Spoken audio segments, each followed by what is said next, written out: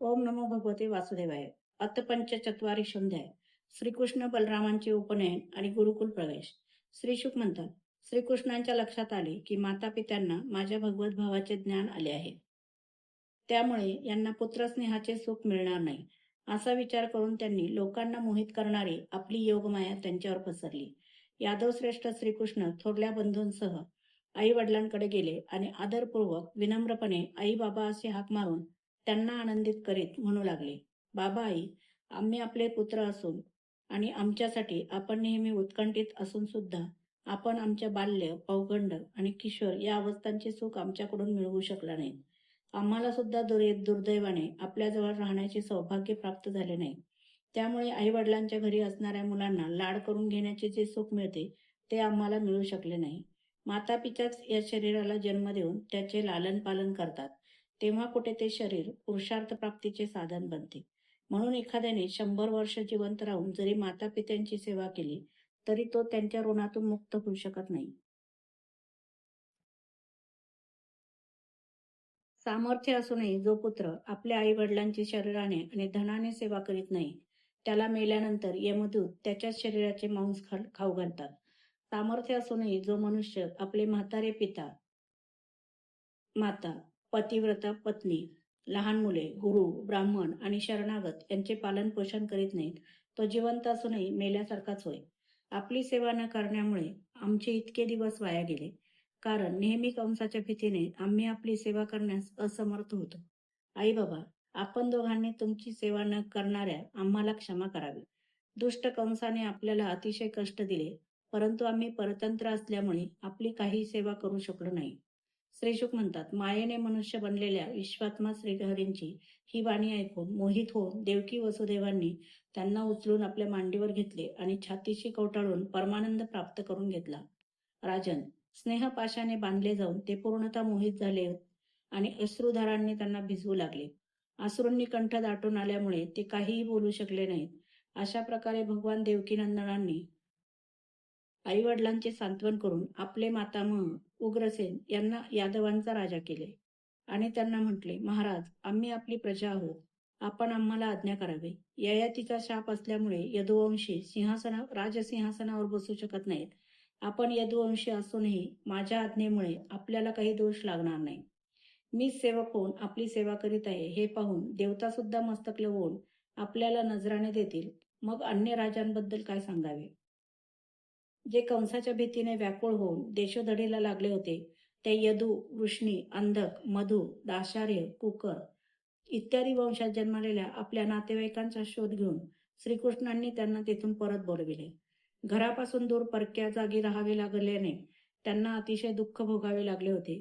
विश्वविधात्या भगवंतांनी सांत्वन करून त्यांचा सत्कार केला. त्यांना खूप धनसंपत्ती देऊन तृप्त केले आणि आपापल्या ठिकाणी पुन्हा स्थानापन्न केले. आता सर्वजण रामकृष्णांच्या बाहुबलाखाली सुरक्षित होते. त्यांच्या कृपेने त्यांना कोणत्याही प्रकारचे दुःख नव्हते. त्यांचे सर्व मनोरथ पूर्ण झाले होते. ते कृतार्थ झाले होते. आता ते आपापल्या घरांमध्ये आनंदाने राहू लागले. श्रीकृष्णांचे मुखकमल नेहमी प्रफुल्लित असे. त्यांचे सौंदर्य अपार होते. दर्याद्र हास्ययुक्त नजरेने पाहणाऱ्या त्या मुखाचे दररोज दर्शन घेऊन ते आनंदमग्न होत. मथुरेतील म्हातारे लोक सुद्धा तरुणांप्रमाणे अत्यंत बलवान आणि उत्साही झाले होते, कारण ते आपल्या डोळ्यांची ओंजळ करून वारंवार भगवंतांच्या मुखारविंदाच्या अमृतमय मकरंद रसाचे पान करीत असत. हे राजेंद्र, नंतर भगवान देवकीनंदन आणि बलराम हे दोघेही नंदबाबांच्या जवळ आले आणि त्यांच्या गळ्याला मिठी मारून म्हणू लागले, बाबा, आपण दोघांनी अत्यंत प्रेमाने आणि लाडाने आमचे पालन पोषण केले, कारण आपल्या मुलांवर आई बाप स्वतःच्या शरीरापेक्षाही अधिक प्रेम करतात, यात काहीच संशय नाही. पालन पोषण करू शकत नसल्यामुळे स्वजनांनी ज्यांचा त्याग केला, त्या बालकांचे जे आपल्या मुलांप्रमाणे पालन पोषण करतात तेच त्यांचे खरे आईबाप होत. बाबा, आपण आता वज्रामध्ये परत जा. येथील सुहृदय संबंधितांना सुखी करून आमच्यावरील वात्सल्यामुळे दुःखी झालेल्या तुम्हा सर्वांना भेटण्यासाठी आम्ही येऊ. भगवान श्रीकृष्णांनी नंदादी गोपांची अशी समजूत घालून व त्यांना अत्यंत आदरपूर्वक वस्त्रे, अलंकार, भांडी इत्यादी देऊन त्यांचा सत्कार केला. भगवंतांचे म्हणणे ऐकून नंदबाबांनी प्रेमाने सद्गतीत होऊन दोन्ही मुलांना छातीशी धरले. नंतर अश्रुपूर्ण नेत्रांनी गोपांसह ते गोकुळात गेले. हे राजन, नंतर वसुदेवांनी पुरोहित व अन्य ब्राह्मणांकरवी दोन्ही मुलांचे विधीपूर्वक मौजी बंधन करविले. नंतर त्यांनी वस्त्र अलंकारांनी ब्राह्मणांचा सत्कार करून त्यांना पुष्कळ दक्षिणा दिली. तसेच गळ्यात सोन्यांच्या व रेशमी वस्त्रांच्या माळा घातलेल्या सवत्स गायी दान दिल्या. महाबुद्धिमान वसुदेवांनी रामकृष्णांच्या जन्मनक्षत्राच्या वेळी जितक्या गायी देण्याच्या मनाने संकल्प केला होता व अगोदर कंसांनी ज्या अन्यायाने हिरावून घेतल्या होत्या त्यांची आठवण ठेवून त्यांनी ब्राह्मणांना त्या दान दिल्या.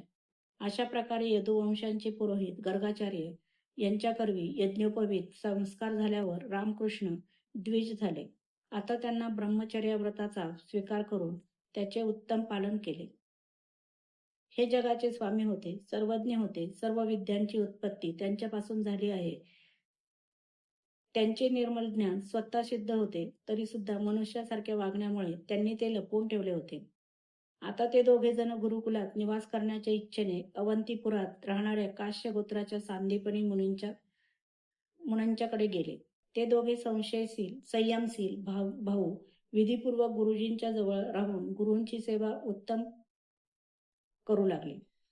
याचा आदर्श लोकांसमोर ठेवीत अतिशय भक्तिभावाने देव समजून त्यांची सेवा करू लागले. ते करीत असलेले शुद्ध भावनेने युक्त अशा सेवेने गुरुवर्य सांदीपनी अत्यंत प्रसन्न झाले. त्यांनी त्यांना 6 अंगे आणि उपनिषदांसहित सर्व वेदांचे शिक्षण दिले. याखेरीज मंत्र आणि देवतांच्या ज्ञानासह धनुर्वेद, मनुस्मृती इत्यादी धर्मशास्त्रे, मीमांसा इत्यादी वेदांचे तात्पर्य सांगणारी शास्त्रे, तर्कविद्या, त्याचबरोबर संधी, विग्रह, यान, आसन, द्वैत आणि आश्रय या 6 भेदांनी युक्त अशा राजनीतीचे सुद्धा त्यांना शिक्षण दिले. परीक्षिता, सर्व विद्यांचे प्रवर्तक असलेले ते दोघे पुरुष श्रेष्ठ गुरुजींनी फक्त एक वेळ सांगतात सर्व विद्यांत पारंगत झाले. परीक्षिता, केवळ 64 दिवसात त्यांनी तत्परतेने 64 कलांचे ज्ञान मिळवले. अशा प्रकारे अध्ययन संपल्यावर त्यांनी सांदीपनी मुनींना गुरुदक्षिणेविषयी प्रार्थना केली. महाराज सांदीपनी मुनींनी त्यांना अद्भुत महिमा आणि अलौकिक बुद्धिमत्ता पाहून आपल्या पत्नीचा सल्ला घेऊन प्रभाग क्षेत्रामध्ये समुद्रात बुडून मरण पावलेला पुत्र आणून देण्याची गुरुदक्षिणा मागितली. अपूर्व पराक्रमी असे ते दोघेही महारथी ठीक आहे असे म्हणून रथावर आरूढ होऊन प्रभाग क्षेत्री गेले. तेथे समुद्र तटावर ते क्षणभर बसले. हे परमेश्वर आहेत असे जाणून समुद्राने त्यांच्यासाठी पूजा सामग्री आणली. भगवान समुद्राला म्हणाले, समुद्रा, तू आपल्या मोठमोठ्या लाटांनी येथून ज्या गुरुपुत्राला वाहत घेऊन गेलास त्याला ताबडतोब आणून दे. समुद्र म्हणाला, हे देवा श्रीकृष्णा, त्याला मी नेले नाही. माझ्या पाण्यात पंचजन नावाचा एक मोठा दैत्य शंखाच्या रूपाने राहत आहे. त्यानेच तो बालक नक्की चोरून नेला असला पाहिजे. ते ऐकून भगवान ताबडतोब पाण्यात शिरले आणि त्यांनी शंखासुराला मारले. परंतु त्याच्या पोटात तो बालक दिसला नाही. तेव्हा त्याच्या शरीराचा शंख घेऊन भगवान रथाकडे परतले. तेथून बलरामांसह यमराजाच्या आवडत्या संयमिनी नगरीत जाऊन त्यांनी आपला शंख वाजवला. सर्व प्रजेवर नियंत्रण असणारा यम शंखाचा आवाज ऐकून तेथे आला आणि अत्यंत भक्तिभावाने त्याने विधीपूर्वक त्यांची थाटामाटात पूजा केली. नंतर सर्व प्राण्यांच्या हृदयात विराजमान असलेल्या श्रीकृष्णांना त्यांनी विनयाने म्हटले, स्वलीलेने मनुष्य झालेल्या हे सर्व व्यापक परमेश्वरा, मी आपणा दोघांची काय सेवा करू? श्री भगवान म्हणाले, यमराज, स्वतःच्या कर्मबंधनानुसार माझा गुरुपुत्र येथे आणला गेला आहे. तू माझ्या आज्ञेने त्याला माझ्याकडे घेऊन ये. जशी आपली आज्ञा असे म्हणून यमाने गुरुपुत्र आणून दिला. तेव्हा रामकृष्णांनी तो मुलगा गुरुदेवांच्या स्वाधीन करून म्हटले की आपणास आणखी काही पाहिजे असेल तर मागावे. गुरुजी म्हणाले, मुलांनो, तुम्ही दोघांनी उत्तम गुरुदक्षिणा दिलीस. आता आणखी काय पाहिजे? तुमच्यासारख्यांच्या गुरुचे कोणते मनोरथ अपूर्ण राहू शकतील बरे? वीरांनो, तुम्ही दोघेही आता आपल्या घरी जा. लोकांना पवित्र करणारी कीर्ती तुम्हाला प्राप्त हो. तुम्ही शिकून घेतलेली विद्या इह परलोकी नित्य नूतन राहो. परीक्षिता, अशा रीतीने गुरुजींनी अनुमती दिल्यावर वायूप्रमाणे वेग आणि मेघाप्रमाणे आवाज असणाऱ्या रथावर आरूढ होऊन दोघे बंधू मथुरेला परतले. पुष्कळ दिवस रामकृष्णांना न पाहिल्याने दुःखी झालेली मथुरेतील प्रजा ते आल्याचे पाहून आनंदित झाली. हरवलेले धन परत मिळाल्यावर व्हावे तसे. अध्याय 45 समाप्त.